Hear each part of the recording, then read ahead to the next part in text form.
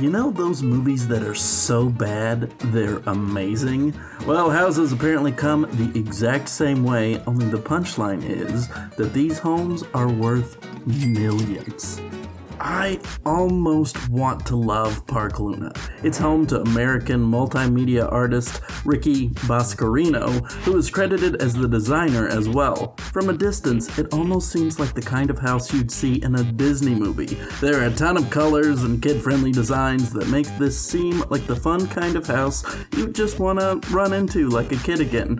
Then you get closer to the home and realize, yeah, maybe not. You see, each section of this home features a different design. Each one seen individually looks kind of beautiful, to be honest. When you look at them together, though, it is just too much. Everywhere you turn is a whole new style. Mosaics, Japanese statues, weird faces carved into the stone wall. Just where am I right now? The home loses its cute vibe after a while, and you feel more like you're lost in a kid's fever dream than the fun playhouse. Ultimately, this house proves that for some big concepts, a little goes a long way. Look, there's nothing wrong with having a hobby, especially when you're a crazy celebrity with a net worth of $250 million. John Travolta clearly has a deep and possibly unhealthy love of airplanes and airports. Don't believe me? I brought receipts.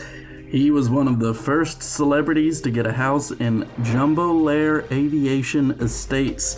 This is a neighborhood with one special cell. You have your very own airstrip next to your home. That means you can park your airplane in your garage like it's a pickup truck. That's exactly where Travolta's got his $4.3 million Boeing 707. Apparently, it was a childhood dream of Travolta's to live in a house with a plane parked right outside. I just don't think he realized it would make his house seem like it's just an airport. The inside is ugly and garish with strange color schemes and equally odd architectural choices. Nothing about this house would make you think that it's worth over $10 million. I'm not even sure the airstrip does. Sometimes it's better to just leave the dreams behind, I think. Okay, whatever you thought Dr. Phil's house probably looked like, I bet you're wrong. Dr. Phil is famously a pretty boring ho-hum guy on TV. In real life, he's kinda hard to nail down.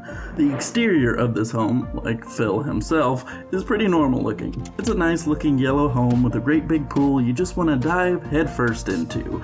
It's not until you step inside where things get truly bizarre. Like Tim Burton called and he said to tone it down a little, levels of bizarre. For starters, the stairs have banisters that are overflowing snakes. Just why? It's not even a few snakes either. It's literally hundreds of snakes. That's not even the worst part though. Then you walk into the dining room, though let's be real, you're running at this point, and notice that it's actually pretty normal looking. Then you look up and see a wall covered in heavy firearms, like only the amount of firearms someone like John Wick or the Punisher would have. And even then, they don't display their guns in the dining room. They definitely don't have the guns right across from a pair of strange teddy bear statues. Phil is really into that for some reason. Then there's the billiards parlor upstairs, which isn't terrible. It's just way over the top and strange. I mean, what in the world are those Batman and Joker teddy bear statues by the end of the pool table? Who would buy that? Dr. Phil, apparently. Then we've got his living room full of mismatched art over the fireplace. This includes normal paintings, a painting of Darth Vader and a stormtrooper at the office, Catwoman's Hello There neon sign from Batman Returns, and even more teddy bear stuff. I don't even know where to start with this room, so I think I'll just back away slowly. What's truly strange is that they think this nightmare fuel of a house is worth $5.7 million. I don't know what this says about Dr. Phil exactly, but whatever it is not good. On this one, it's not actually all that surprising. I mean, would you expect Penn from Penn and Teller to live in a house that didn't look like Pee-wee's Playhouse with some extra additions? I didn't think so. Penn Jillette's Las Vegas home is known colloquially as the Slammer. It's a giant 7,900 square feet home that has 7 bedrooms and 8 bathrooms. It's a multicolored nightmare of a place that is a bizarre crisscross of colors and shapes that really doesn't look as playful and cool as they intended. Not to mention the fact that it looks ridiculous against the sandy desert behind them. It's like a fever dream of a motel development that gets even weirder when you go inside. There are more clashing colors, strange choices, and a surprisingly classy kitchen. That isn't enough to make up for everything else though. Well, for most people it wouldn't be. You see, somebody really liked this home, and not just for the kitchen. It recently sold for $1.8 million. I assume it's either Pee Wee Herman, Barney, or one of the Teletubbies.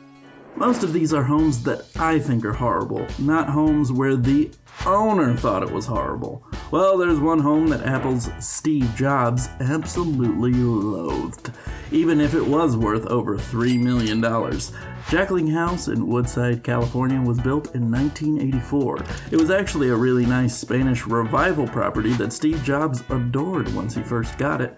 Then something clearly went terribly wrong. I don't know if he saw a ghost or what, but he completely abandoned the house in 1994. For years, this home was just left to rot. There are pictures of broken down chandeliers, chipping paint, and a falling roof. Mold was everywhere, and vines were growing over the exterior. It was likely home to all sorts of animals who'd retaken the property for nature as well. None of that was enough to satisfy Jobs' revenge, though. His hatred of the home went even further. He didn't want to sell this house, he wanted to destroy it.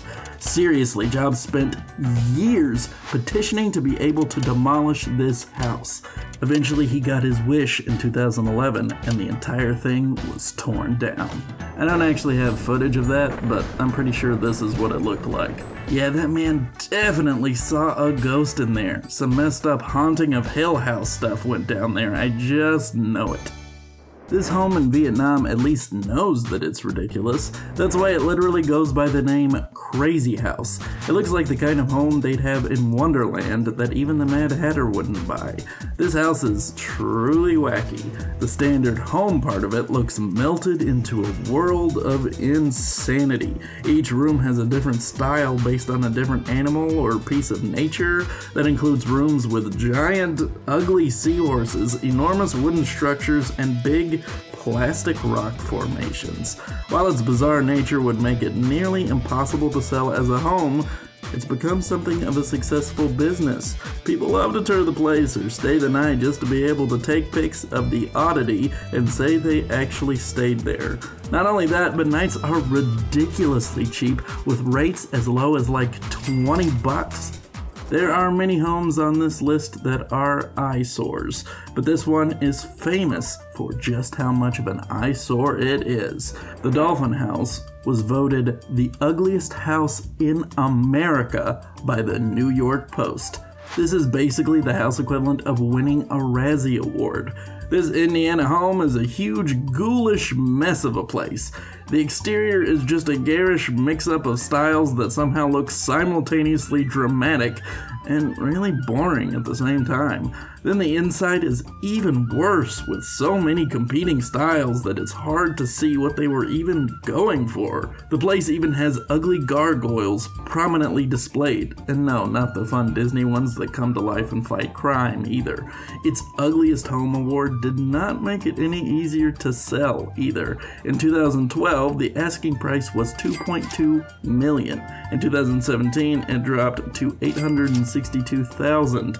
And today, despite being valued at over $1.1 million, the house is currently listed for only $690,000. That doesn't surprise me though. This house looks like a place that is begging for ghosts to haunt it, but even the ghosts are like, no, we're good, actually. You ever wonder why there aren't more castles in the United States? Well, I'm pretty sure I have the answer for you. That would be Smith Lake Castle in Alabama. What should have been a gorgeous waterside property instead turned into a bizarre mismatch of styles. There's rough stonework bumping against exposed brick and what looks like broken parts of the Roman Colosseum. It almost feels like one house just fell into another one.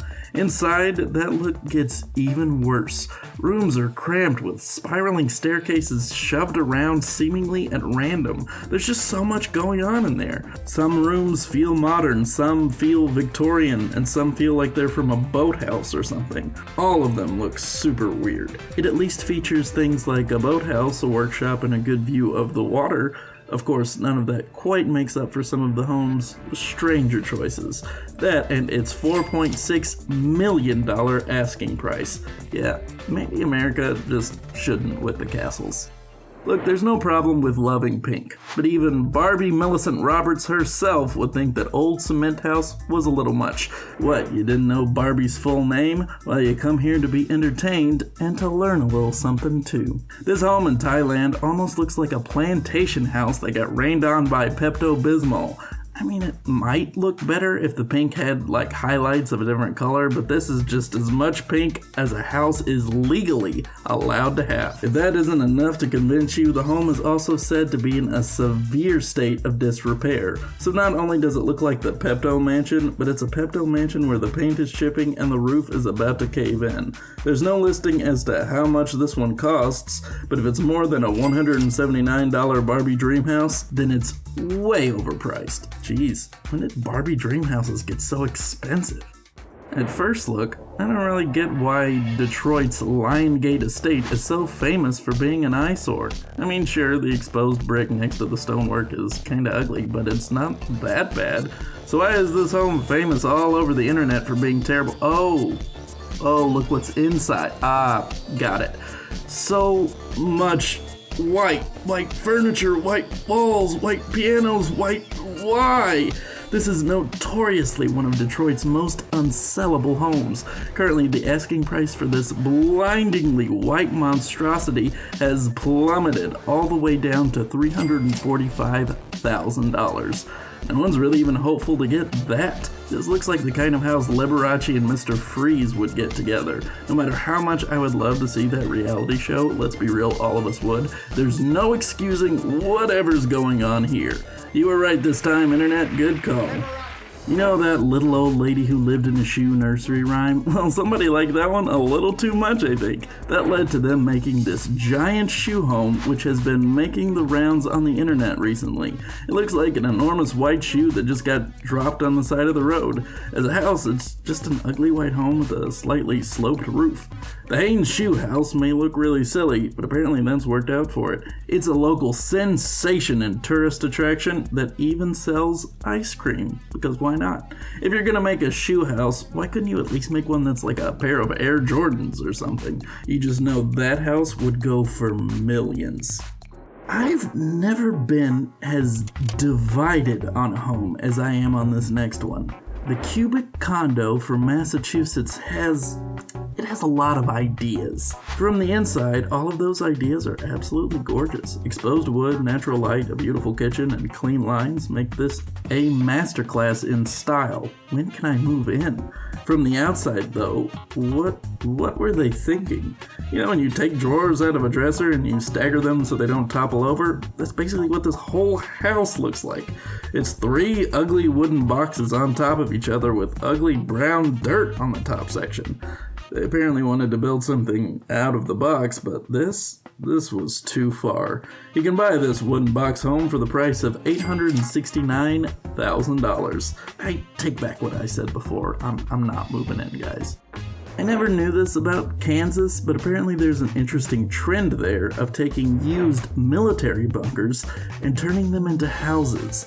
This former missile silo really makes the best out of its desire to turn this abandoned military base into a legit residence. They went so far as to change the silo itself into an ugly castle tower. I mean, you gotta give them at least points for trying, right? Inside, you'll find a 6,500 square foot home. It's actually got some nice interior decorating, I guess. None of it really fits with the castle tower out front, but that's probably more in its favor than not. All of this almost makes me like the home, but it definitely doesn't look like a $1.6 million home. As questionable as this place is, it's actually one of the better looking bunker houses. Most of them look like the setting for a Rob Zombie film. At least this one actually looks like a home and not something terrifying that's likely to be the last place you ever saw. I don't know if you follow the Instagram Ugly Belgian Houses, but you totally should. I don't know what's going on in Belgium, but it's amazing. Someone needs to discuss with them what's happening with some of these houses. One great example of this is the Fusion Home. This name makes it sound like it's some sort of design out of the future. If that's true, the future's not gonna be great, guys. It's basically the unholy child of a trailer and a standard home morphed together into an abomination that mankind will surely never be forgiven for. It's bad enough that they combined these two concepts, but the fact that the roof is crooked just kills me. You know they did that on purpose just to drive people crazy. Well, mission accomplished. No idea how much this one costs, but I'm pretty sure the townsfolk ran it off with pitchforks and torches, so don't worry about it. Let's just stay in Belgium for a second. That's because there's another house that's absolutely insane. Like, imagine telling an architect that you want to have a house that's basically dominoes falling over. This is the exact house he would give you. It has a decent color scheme with black and red brickwork that's honestly kind of nice. I bet this would be a pretty standard home that's worth several thousands just by itself.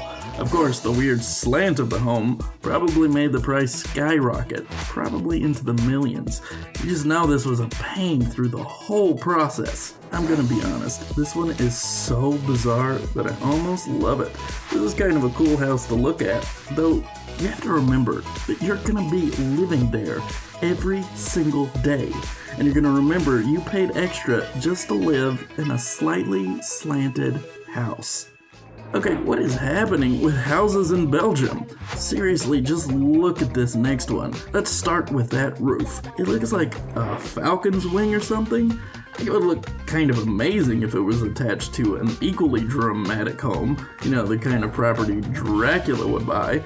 Instead, it's a humdrum square house with some decent exposed brick and nothing really else. I think they figured out that the roof wasn't enough to make this house pop, so they tried to overcompensate by painting in loud blue colors that just don't work with the home at all. They definitely clash against the red of the exposed brick, that's for sure. Then there's the crudely painted tree in the center that just makes you want to throw your hands in the air and give up. If there are any vampires in Belgium, clearly the ones living here haven't seen this house in the sun for a very, very long time. I don't know what these homes have made me feel about purchasing multi-million-dollar houses from Belgium, but anything has to be better than buying a home from Dr. Phil. Am I right?